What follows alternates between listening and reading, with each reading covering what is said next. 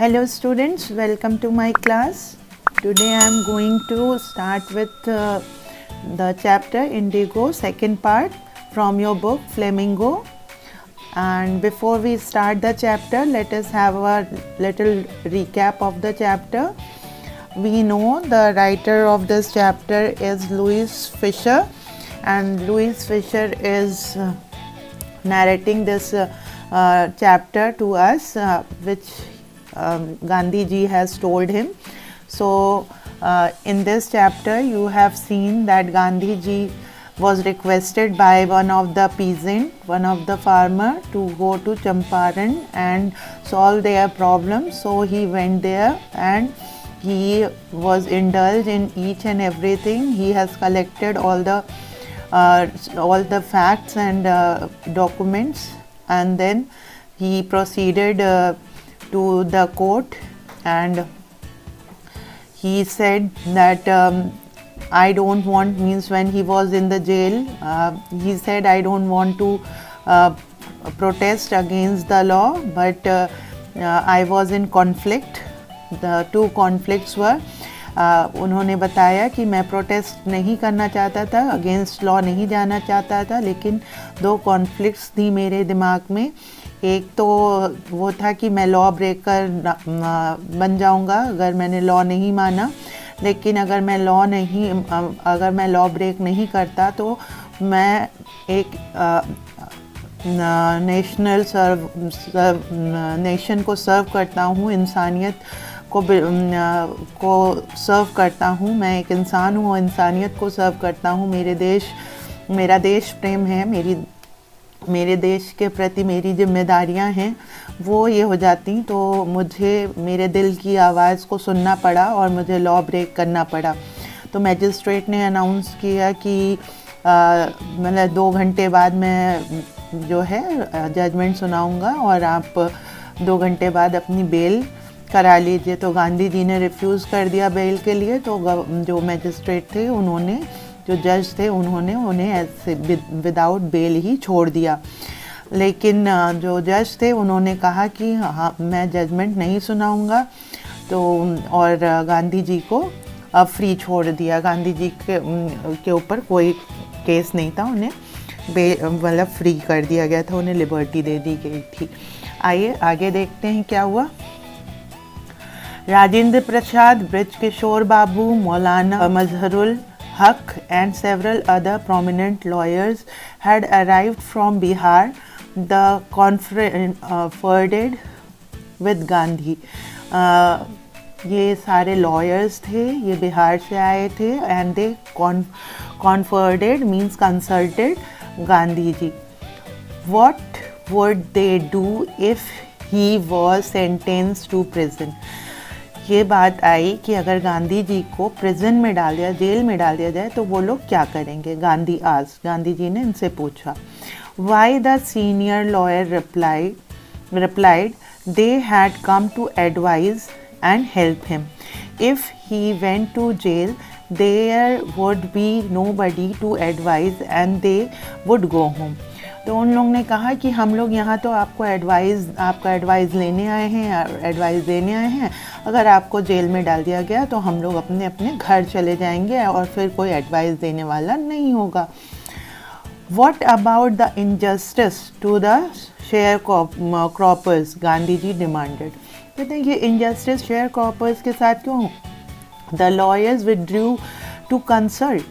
Lawyer जो हैं, तो फिर लॉयर्स ने कहा कि ओके, अब हम लोगों को डिस्कस करने का मौका दीजिए. Rajendra Prasad has recorded the upshot of their consultations.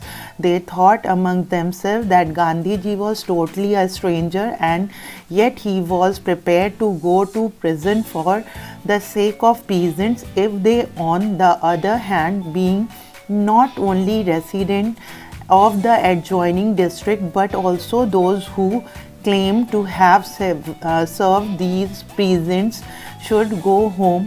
It would be shameful discretion. Now Rajendra Prasad ने कहा कि हम लोग डिस्कस कर लेते हैं, और फिर राजेंद्र प्रसाद ने बैठ के कंसल्ट करना शुरू किया और कहा, जैसा कि बिगनिंग में ही आपने देखा था जबकि राजकुमार शुक्ला आए थे तो उन्होंने मतलब गांधी जी ने कहा था मैं तो चंपारण नाम भी नहीं जानता, मैंने नाम भी नहीं सुना है। तो ये बात है। तो राजेंद्र प्रसाद कहते हैं कि ये तो स्ट्रेंजर हैं इस इलाके के लिए, बिल्कुल अनजान हैं, और फिर भी एक अनजान होने के बावजूद वो अपने किसान भाइयों के लिए जेल जाने तक तैयार हैं।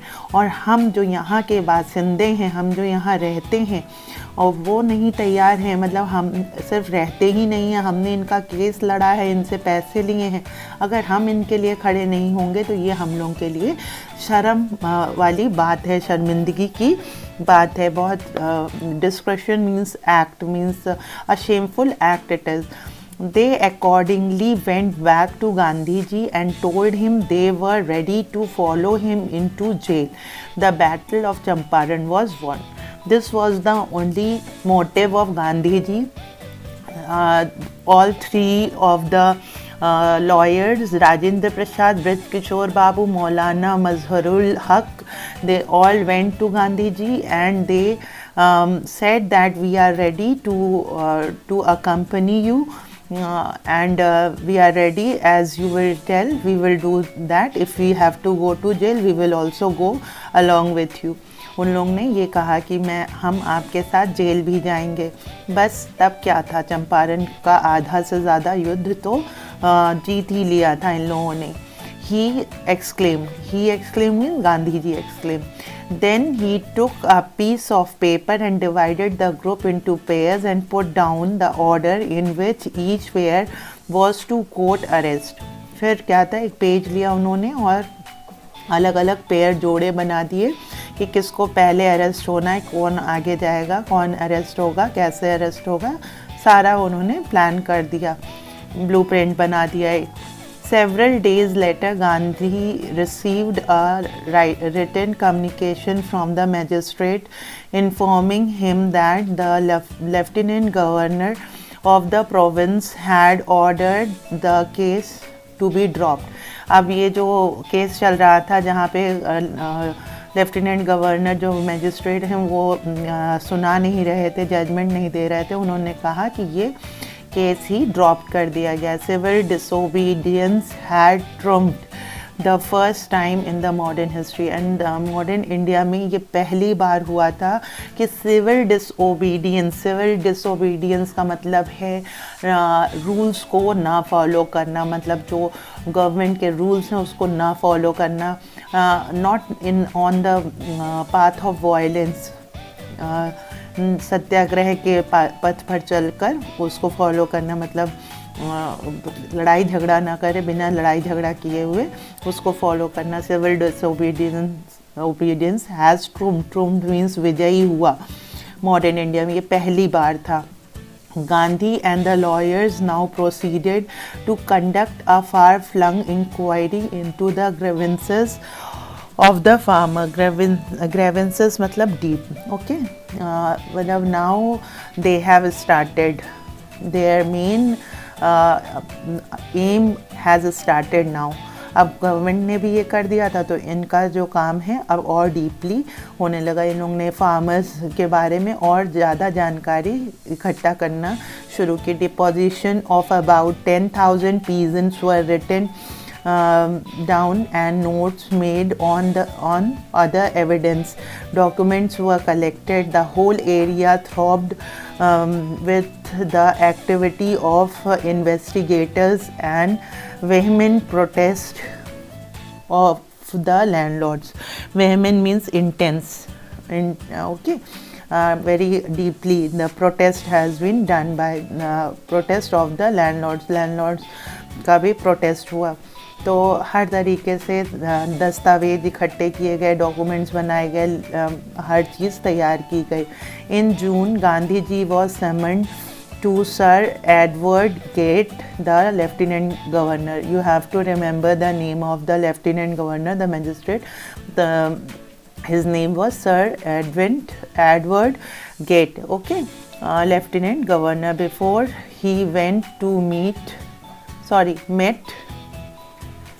leading associates and again laid detailed plan for civil disobedience if he should not return. So Gandhi ji was a future planner. वो जाने से पहले क्या करते हैं, एडवर्ड गेट से मिलने से पहले अपने एसोसिएट से मिलते हैं और फिर प्लान बनाते हैं कि अगर मैं वापस नहीं आता हूँ तो फिर से सिविल डिसोबीडियंस लागू कर दिया जाएगा, सब लोग उसी को फॉलो करेंगे. गांधी जी हैड फॉर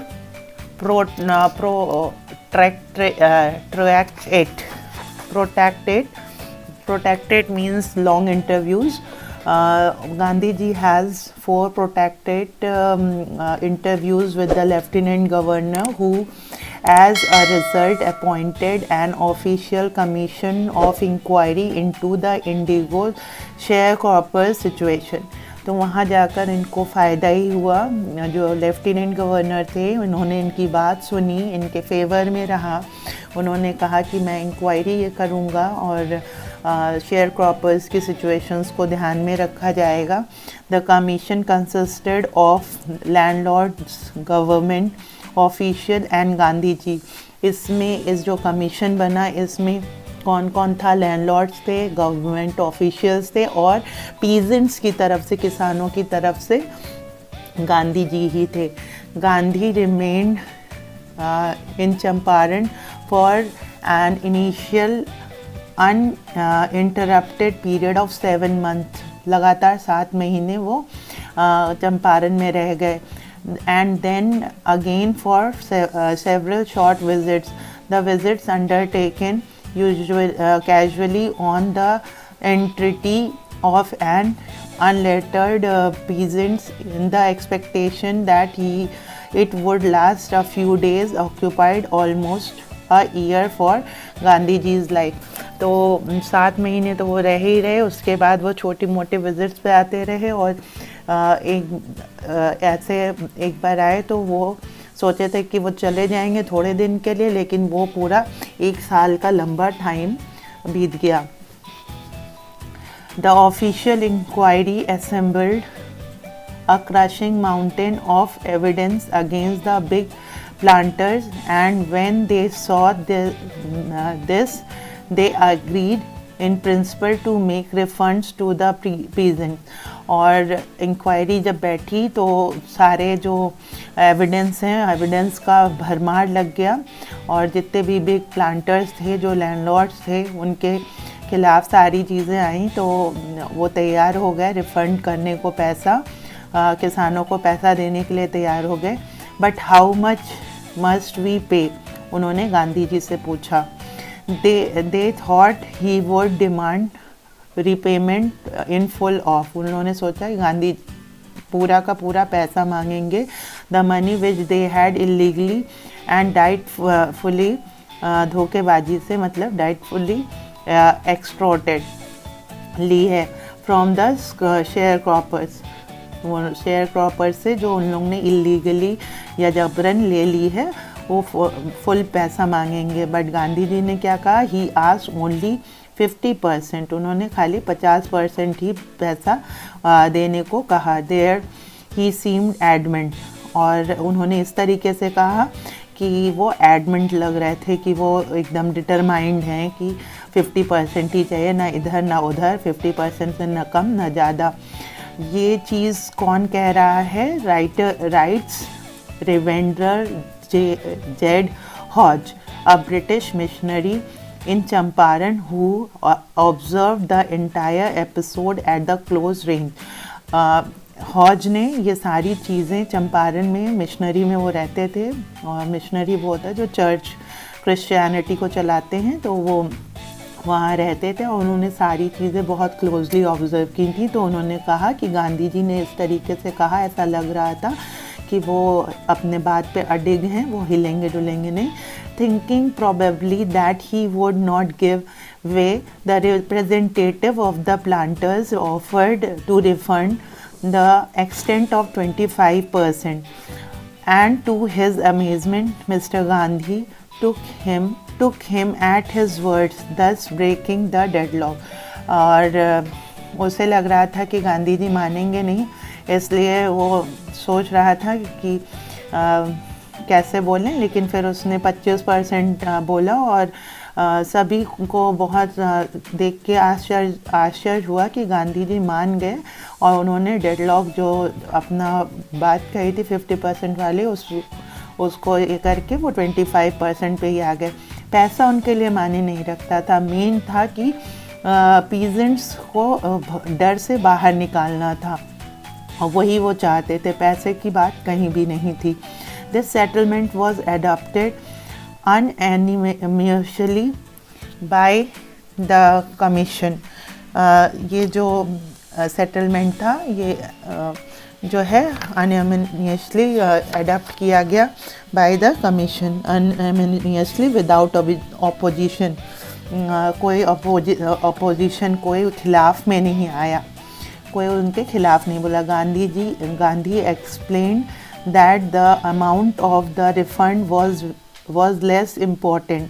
देखिए मैंने अभी आपको बताया था कि पैसे की बात नहीं है, refund was less important than the fact that the landlords had been obliged to surrender part of the money.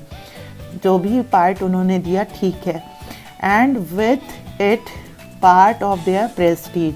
अब वो थोड़ा डाउन हुए, मतलब प्रेस्टीज पे उनके प्रेस्टीज पे बात आई, और स्वाभिमान से बढ़कर कुछ भी नहीं होता है। तो जो गरीब किसान है उसका स्वाभिमान भी कुछ होता है। लैंडलॉर्ड्स एकदम से सोचते थे कि हम ही भगवान हैं, लेकिन जब गांधी जी ने प्रोटेस्ट किया और उन्होंने पैसा रिफंड किया तो उनकी प्रेस्टीज पे भी बात आई। Therefore as far as the peasants were concerned the planters had behaved as lords above law, lords above the law. भगवान वो भी कानून से भी ऊपर उठ के बन गए थे। लैंडलॉर्ड्स जो हैं वो किसानों के भगवान, वो भी कानून, मतलब कानून को वो फॉलो नहीं करते थे, वो कानून बनाते थे। Now the peasants saw that he had rights and defenders. अब पीजेंट्स देख रहे थे कि उनके पास अधिकार था और उन्हें बचाने वाला भी कोई था, डिफेंडर भी था। ही लर्न करेज, और उन लोगों में क्या आया, करेज आया, हिम्मत आई। Events justified Gandhi's position. Within a few years, the British planters abandoned their estates, which reverted to the peasants. Indigo sharecropping disappeared. जो भी इवेंट हुए वो गांधी जी के पोजीशन को बताते थे, उनके क्षमता को, उनकी वैल्यू को, उनके इम्पोर्टेंस को बताते थे। विद इन फ्यू ईयर्स, थोड़े ही सालों में, जो ब्रिटिश प्लांटर्स जो उन्हें हड़प कर बैठा हुआ था बड़े बड़े स्टेट्स को, वो उन्होंने पीजेंट्स को, किसानों को वापस कर दिए और इंडिगो उगाने की प्रथा धीरे धीरे ख़त्म हो गई। Gandhi never contented himself with large political और इकोनॉमिकल सोल्यूशन। ये बहुत बड़े स्तर पे कोई काम नहीं करना चाहते थे गांधी जी, बहुत बड़े की पॉलिटिक्स में पॉलिटिकल ये बन जाए वो बन जाए, तो वो नहीं, ना ही इकोनॉमिकल। वो छोटी छोटी चीज़ों को सुधारना चाहते थे। छोटे से बड़ा बना जाता है, बड़े से छोटा तो डाउनफॉल कहलाता है। He saw the cultural and social backwardness in the Champaran village and wanted to do something about it immediately. उन्होंने चंपारण विलेज को भी बहुत ध्यान से रीड किया और वहाँ के कल्चरल एंड सोशल ड्रॉबैक्स को देखा, जो कमियां थी उसको देखा, उसके विलेज को देखा, वहाँ के रहने वाले लोगों को देखा और उसमें चेंजेस लाने की कोशिश की। सबसे पहला एफर्ट उन्होंने जो किया वो था ही अपील्ड फॉर टीचर्स। तो सबसे पहला एजुकेशन था। तो उन्होंने किसे बुलाया, Mahadev Desai and Narhari Parikh, two young man who had just joined Gandhi as disciple. इनके शिष्य बने थे नए नए। एंड देयर वाइव्स, उनकी पत्नियों को बुलाया। वॉलंटियर्ड फॉर द वर्क, और उनको काम पे लगा दिया। Several more came from Bombay, Pune and other distance part of the land. दूर दराज से आए, इन जगह बॉम्बे से आए, पुणे से आए और भी डिफरेंट पार्ट ऑफ इंडिया लोग आए। देवदास, गांधीज यंगेस्ट सन, सबसे छोटा बेटा गांधी जी का, अराइव्ड फ्रॉम द आश्रम, वो आश्रम से आए, and so did Mrs Gandhi, और मिसेस गांधी, गांधी जी की पत्नी भी आई। और primary school were open in 6 villages, primary school खोले गए 6 गाँव में। Kasturbai taught the ashram rules on personal cleanliness and community sanitation. Kasturba by जो हैं उन्होंने आश्रम के रूल्स बताए, पर्सनल क्लीनिंग बताई और सैनिटेशन, हाइजीन एंड सैनिटेशन के बारे में भी बताया। दूसरा कदम उन्होंने जो उठाया वो था health conditions were miserable. Champaran में जो हेल्थ कंडीशन थी वो मिजरेबल थी। Gandhi ji got a doctor to volunteer his service for 6 month, 6 महीनों के लिए उन्होंने डॉक्टर बुलाया। 3 मेडिसिन्स व अवेलेबल, 3 मेडिसिन्स अवेलेबल करवाई। कौन कौन सी? Castor oil, quinine and sulphur ointment. Anybody who showed a coated tongue was given a dose of castor oil, जिसके टंग पे एक लेयर होती थी, जमा होती थी, एक परत जमा होती थी जुबान पे, तो उसको कैस्टर ऑयल दिया जाता था। Anybody with malaria fever received quinine, pulse castor oil, quinine की टैबलेट्स दी जाती थी और कैस्टर ऑयल दिया जाता है। Anybody with skin eruptions received ointment plus castor oil. तो जिसको भी स्किन से संबंधित कोई बीमारी होती थी तो उसको ऑइंटमेंट, मरहम और कैस्टर ऑयल दिया जाता था। तो ये 2 चीज़ की उन्होंने एजुकेशन देखा और जो है स्वास्थ्य देखा, ठीक है। फिर Gandhi ji notice the filthy states of women's clothes, जो वहाँ की औरतें थी बहुत गंदे कपड़े पहनती थी। He asked Kasturbai to talk to them about it, उन्होंने अपनी पत्नी से कहा कि आप उनसे बात करें। फिर एक औरत, one woman took Kasturbai into her hut and said, look, there is no box or cupboard here for clothes. The sari I am wearing is the only one I have. अब उन्होंने उसमें से एक औरत उन्हें ले गई और दिखाया कि देखो, ना ही यहाँ अलमारी है ना ही बक्सा है, और मेरे पास जो मैंने साड़ी पहन रखी है वो एक ही साड़ी है। अब एक ही साड़ी है तो गंदी तो होगी ही, शैबी लुक तो होगा ही। During his long stay in Champaran, Gandhiji kept a long distance watch on ashram. He sent regular instructions by mail and asked for the financial account. Once he wrote to the residents that it was time to fill the old latrine trenches and dig new ones, otherwise the old ones would begin to smell bad. So Champaran में वो रहते थे और वो अहमदाबाद अपने आश्रम नहीं जा पाते थे, लेकिन वो वहाँ से ही, चंपारण से ही अपने आश्रम का पूरा ध्यान रखते थे। कैसे रखते थे? वो मेल भेजते थे, फाइनेंशियल अकाउंट्स का हिसाब किताब रखते थे, यहाँ तक कि छोटी छोटी बातों का ध्यान रखते थे। जैसा कि एग्जाम्पल दिया गया है कि उन्होंने अपने चिट्ठी में लिखा कि जो पुराने गड्ढे हैं उन्हें बंद कर दिए जाएं और नए गड्ढे खोद दिए जाएं, जिससे कि लैट्रिन से बदबू ना आ सके और काम सुचारू रूप से चल सके। The Champaran episode was a turning point in Gandhi ji's life, और चंपारण एपिसोड जो है वो गांधी जी की लाइफ का टर्निंग पॉइंट था। What I did, he explain, कहते हैं मैंने क्या किया। वो किससे कह रहे हैं? लुइस फिशर से कह रहे हैं कि what I did was a very ordinary thing, बहुत साधारण सी चीज़ थी। I declare that the British could not order me about in my own country. मैंने सिर्फ ये बताया कि ब्रिटिश जो है मुझे मेरे ही कंट्री में ऑर्डर नहीं दे सकते। ये कंट्री मेरी है और मैं जैसा चाहूँ वैसा रह सकता हूँ, कोई मुझे ऑर्डर नहीं दे सकता है। But Champaran did not begin as an act of defense. It grew out of an attempt of alleviating the distress of large number of poor peasants. ये डिफेंस की नहीं यहाँ पे बात थी। चंपारण डिफेंस का ऑपोजिशन मतलब कोई DEFIANC डिफेंस का मतलब कोई opposition. The Champaran did not begin as an act of opposition, means opposition नहीं किया। It grew out as an attempt of elevating, और एलिवेट हुआ, रिलीफ मिला, पीजेंट्स को आराम मिला। The distress of large number of peasant, जो बहुत सारे किसानों को हमेशा घबराहट होती थी, डर होता था, वो सब ख़त्म हो गया। This was the typical Gandhi pattern, और यही गांधी पैटर्न है। आज तक हम लोग जब कहते हैं कि गांधी जी ने क्या किया, तो यही गांधी पैटर्न था। इसी को लोग समझ नहीं पाते थे, और बहुत लोग आज भी नहीं समझ पाते हैं। ये गांधी पैटर्न था कि डर निकाल दो। जब इंसान डरेगा नहीं तो वो अपनी बात खुल के कह सकेगा।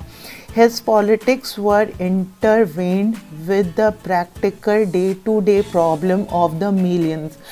उनकी जो पॉलिटिक्स थी वो इंटरवेंड थी, मिक्सअप थी day to day practical problems, छोटी छोटी प्रॉब्लम्स जो हर आदमी रोज़मर्रा के दिन में ज़िंदगी में फेस करता है। His was not a loyalty to abstraction, it was loyalty to living human being. उनकी जो लॉयल्टी थी एब्स्ट्रैक्ट थिंग्स, लॉयल्टी आइडियाज़ पे नहीं थी। उनकी लॉयल्टी लिविंग बीइंग, जो ह्यूमन बीइंग हैं, जो जी रहे हैं, साक्षात सामने हैं, वो क्या कर रहे हैं, उन्हें क्या ज़रूरत है, और लिविंग बीइंग की ज़रूरत क्या होती है, रोटी, कपड़ा और मकान। तो वो चीज़ वो देखते थे कि ये चीज़ें लोगों को मिल पा रही हैं या नहीं मिल पा रही हैं। In everything Gandhi ji did, moreover he tried to mold का मतलब क्या होता है, मेक, ओके, तो mold a new free Indian who could stand on his own feet and thus make India free. तो उन्होंने ऐसा, गांधी जी का एक प्रोवर्ब है, कहा हुआ है कि एक बच्चे को मछली खाना मत सिखाओ, मछली पकड़ना सिखा दो, तो उसकी पूरी लाइफ बन जाएगी। तो यहाँ पर भी वही बात लागू होती है गांधी जी की, कि उन्होंने जो इंडियंस थे उनको खड़ा होना सिखाया अपने पैरों पर, और जब अपने पैरों पे वो खड़े होंगे तो ज़रूर अपने देश का निर्माण कर सकेंगे, देश को बचा सकेंगे और स्वाधीनता की लड़ाई को लड़ सकेंगे। Early in the Champaran action, Charles Free Andrews, the English pacifist who had become a devotee follower of Mahatma, came to bid Gandhi farewell before going on the tour of duty to the Fiji Islands. Gandhi ji का एक follower बना। English man जो है वो pacifist थे। Pacifist का मतलब होता है a person who hate war, जिसे युद्ध नहीं पसंद होता। तो उन्हें महात्मा गांधी ने बहुत ज़्यादा उन पर इम्पैक्ट डाला था, तो वो आए और गांधी जी को बाय बाय कहने आए थे। Before going on tour to Fiji island, वो ड्यूटी पे जा रहे थे फ्यूजी आइलैंड पे। गांधीज लॉयर, अभी हमने आपको बताया था गांधीज जो तीन लॉयर थे, उनके क्या नाम था तीन लॉयर्स का, राजेंद्र प्रसाद, ब्रज किशोर बाबू, मौलाना मजहरुल हक, ये लोग, ओके। तो इन लोगों ने क्या किया, Gandhi ji lawyer friends thought it would be a good idea of Andrews to stay in Champaran and help them. उन्होंने कहा कि ये अगर ये यहाँ रह जाए तो ये हमें हेल्प करेगा। Andrew was willing if Gandhi ji agreed, Andrew भी तैयार था कि अगर गांधी जी कह देंगे तो मैं रुक जाऊँगा।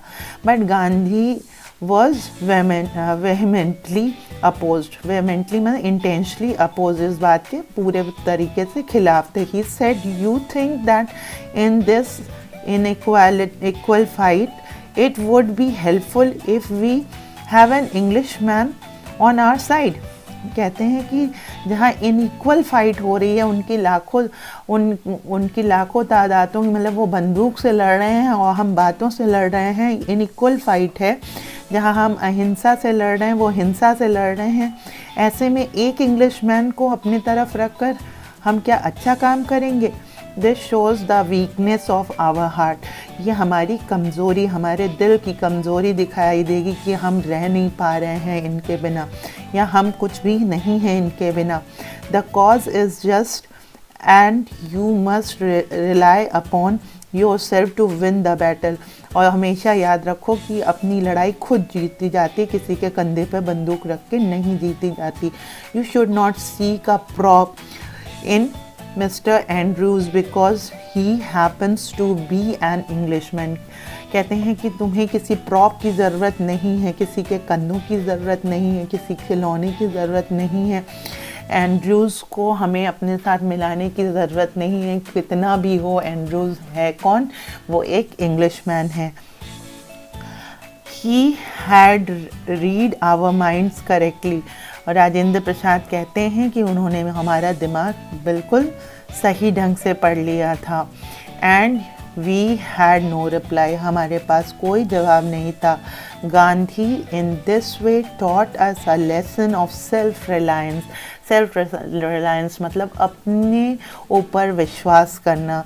तो self reliance, Indian independence and help to sharecroppers were all about together. ये सारी चीज़ें चंपारण में एक साथ हुई।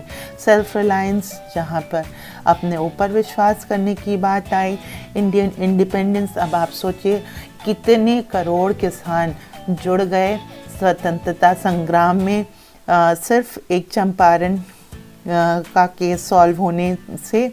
और जो शेयर क्रॉपर्स थे, जो किसान थे, जो इंडिगो उगा रहे थे और अपनी ज़मीन को बर्बाद कर रहे थे, वो सारे एक साथ हो गए। Were all bound together. All bound means एक बंधन में बंध गए। तो ये थे गांधी जी, जो कि सिर्फ उनकी बातों में इतना दम था कि उन्हें किसी बंदूक या तोप की ज़रूरत नहीं होती थी। वो अपने बातों, अपने विचारों से ही लोगों को इतना मोटिवेट कर देते थे कि लोग बाध्य हो जाते थे उनकी बात मानने पे। So hope students you have understood the chapter, and if you have any Curie you can write in the comment box. I will be back with a new lesson. The first part is there on my channel. If you have seen, then very good. If you have not seen, then please go through it. I will give the description in the comment box. Thank you. Stay healthy, stay safe.